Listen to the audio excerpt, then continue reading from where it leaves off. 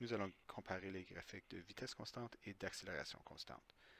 Pour la vitesse constante, on avait remarqué que la position changeait de façon constante. Alors, par exemple, si on avait une vitesse de 2 mètres par seconde, ça indiquait que pour chaque seconde, on augmentait notre position de 2 mètres.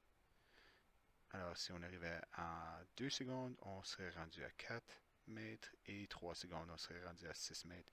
Et on pouvait relier ces points-là pour avoir une belle pente. Donc, la pente dans le graphique de position en fonction du temps représentait le vecteur vitesse, ou, comme on avait vu, le changement de position en fonction du temps, le déplacement en fonction du temps.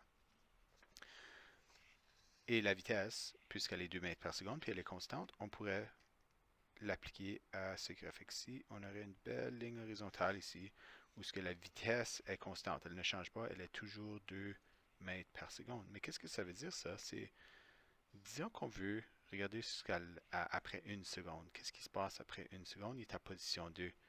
Et on remarque ici, l'air sous la courbe est de 2 cases. Alors, qu'est-ce qui se passe ici? Peut-être qu'on devrait aller un peu plus loin et dire quelle position est-ce que tu es rendu après 2 secondes? Tu es rendu à 4. Alors, après 2 secondes, on voit que on a 4 cases. Alors, qu'est-ce qui est en train de se passer ici?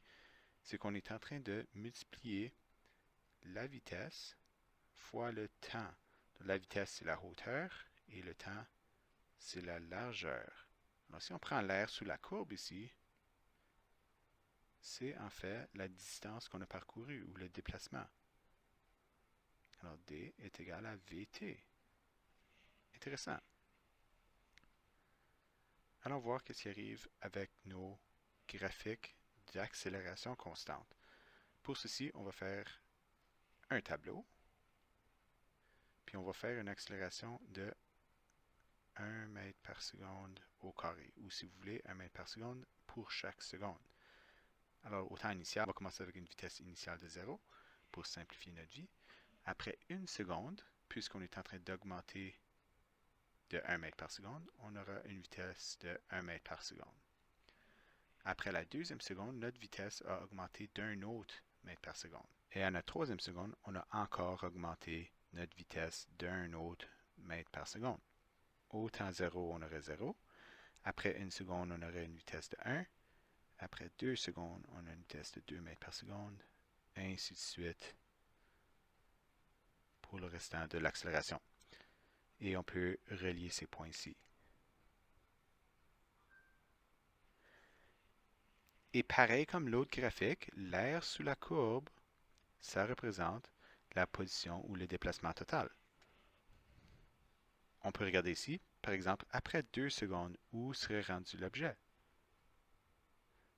On compte les cases, on a un plein carré ici, puis on a une demi, puis une autre demi là, pour un total de 2.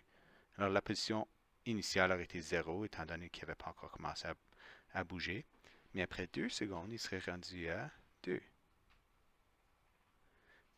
Et par exemple, après 4 secondes, où il serait rendu, on a 1, 2, 3, 4, 5, 6 entiers. 1, 2, 3, 4 demi. Ça veut dire 1, 2, 3, 4, 5, 6, 7 et 8. Alors après 4 secondes, il serait rendu à 8 mètres. Alors tu peux voir que le déplacement est en train d'augmenter pas mal rapidement. Puis en fait, il ne va pas être une ligne droite, il va plutôt être ce qu'on appelle une parabole. Et pour le graphique d'accélération constante, la pente ici, c'est un changement de vitesse par intervalle de temps. Puis ça, c'est la définition de notre accélération. Alors pour ce graphique-ci, la pente est l'accélération.